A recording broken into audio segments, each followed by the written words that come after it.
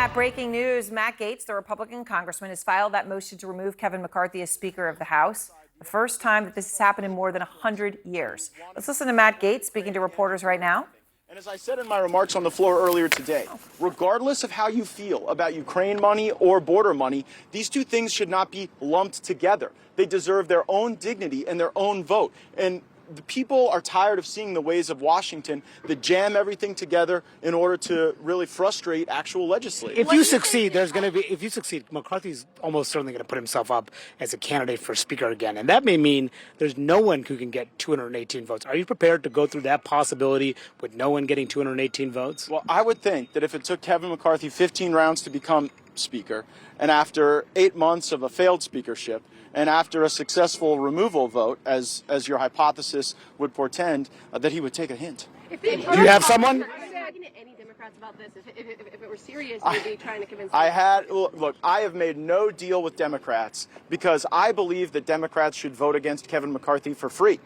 It's Kevin McCarthy who's out there offering deals to Democrats. So if there's a deal made with Democrats, the only deal is to make one with McCarthy, because I'm not offering anything and won't offer anything. And by the way, if the Democrats want to own Kevin McCarthy, they can have it. Because one thing I'm at peace with is when we stand here a week from now, I won't own Kevin McCarthy anymore. He won't belong to me. So if the Democrats want to adopt him, they can adopt him. If you're successful, who would be your alternative? Who would you be putting up there if you're successful? Look, our number 2 is Steve Scalise. I think very highly of Steve Scalise. I would vote for Steve Scalise. I would probably vote for at least 100 Republicans in our caucus and maybe 100 other Americans out there who wouldn't necessarily need to be a member of the body to be considered for the speakership. But I am not going to pass over Steve Scalise just because he has blood cancer and is going through treatment. What would you say to members who have worked so hard to try and get these appropriation bills through? That's finally happening. Now they say they don't want to be distracted from that. What do you say to those members who don't want to vote against McCarthy for that reason? Well, mostly I would say you're welcome, because we weren't endeavoring on the appropriations process earnestly until we held a political gun to the Speaker's head last week.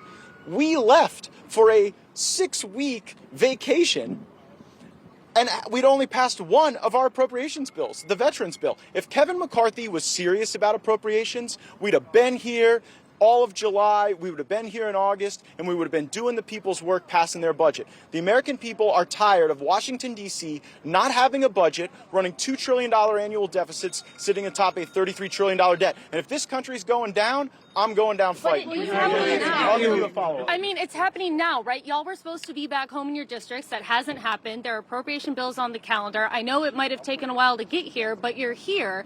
And so what do you say to your colleagues who say we can't support this because we want to get this done? We want to get the government funded. Well, I would suggest if we were real serious about that process, we wouldn't be having 4-day work weeks.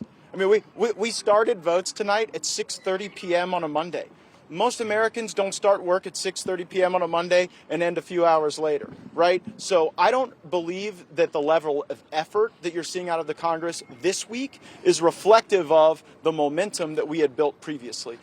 But you're going to need Democrats. You're going to need Democrats to vote with you to oust McCarthy, and you're criticizing McCarthy for having to potentially need Democrats to keep him in the job. I mean, aren't you pretty much doing the exact same thing here? Manu, the yellow brick road of working with Democrats has been paved, constructed, engineered, and architected by Kevin McCarthy.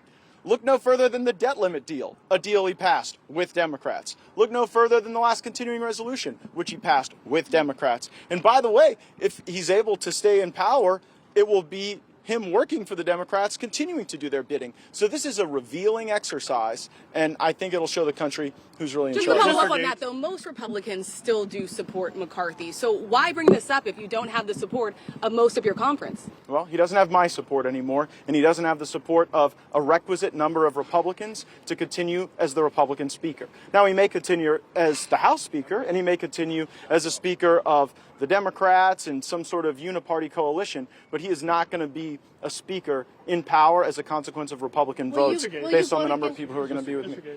Is this like a personal disagreement you have with McCarthy, or is this solely just on... You know, it's so funny that I come out here, and I've been doing this for a great number of days with all of you, and I lay out in Technicolor the specific areas of breach of the agreement, breaching the 72-hour rule, breaching the suspension rule, blowing past the top lines, not passing single subject spending bills. And yet the McCarthy operation continues to try to make this some sort of personal beef. No one seems to be real eager in engaging me on the substance of my argument, which is that we need single subject spending bills. We need to return to pre-COVID spending. But some people try to make every policy disagreement personal because they are so personally embarrassed from their own failures. And so this has nothing to do with a personality. This has to do with breach of an agreement. I laid that breach out weeks ago. I stood on the floor. You all covered it. And I said, these are the areas of breach. They have to be rectified. Instead of getting any sincere effort to resolve that, you know, we heard the speaker's profanity and his bluster, and that's simply not strong leadership. Do you believe that? I'll go to Rachel next.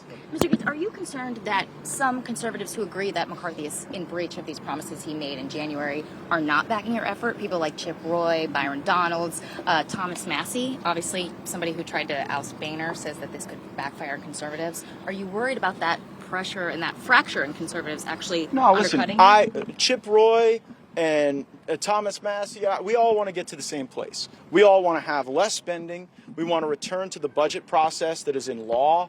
And I hold no ill will toward them if they make a different tactical choice than I've made. So if my dear friends, who I agree with on almost everything, Mr. Roy and Mr. Perry and Mr. Massie, want to own Kevin McCarthy, then that can be their choice, and they can make whatever choice they'd like. Does Trump support this effort? Does Trump All right, support Matt Gaetz answering questions, as you can see from reporters. Armanu Raju, you can see right in the corner there, is there. So he's going to be joining us in just a couple of moments and fill us in on what else is happening there. Because right now, I do want to just bring in a Democratic voice, because you hear Matt Gaetz again and again saying this comes down to Democrats. The Democratic Congressman Ro Khanna of California is with me now. And Congressman Khanna, I know you've had a chance to hear some of that happening elsewhere on Capitol Hill, where you are right now. Matt Gaetz taking questions from reporters. So what do you say? I mean, just to be clear, there has not been an attempt to move to vacate a speaker since 1910.